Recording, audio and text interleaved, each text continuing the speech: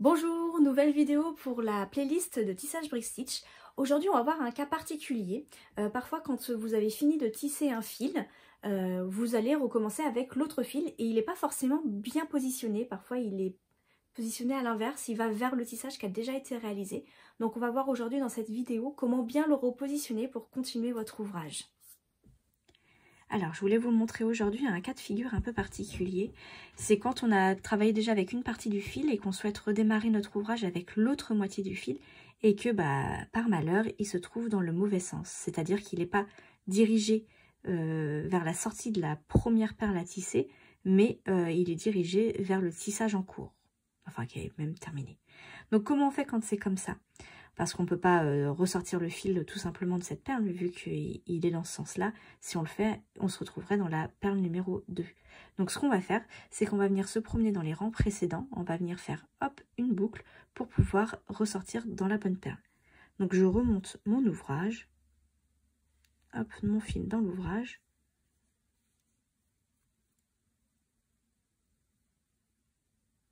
Voilà.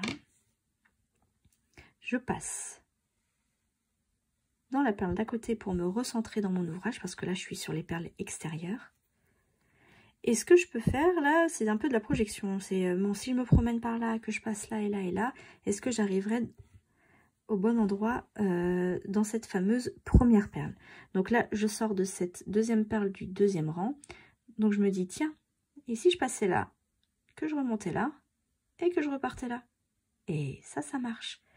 Mais il y avait d'autres solutions aussi. On pouvait très bien remonter, hop, un peu plus haut par là, et ressortir par là. Il y a plein de solutions possibles. Hop. Donc là, moi j'ai décidé de partir vers le bas et de zigzaguer sur les 3 perles du premier rang. Donc, hop, je redescends en biais sur la 3e. Je reviens dans la 2e.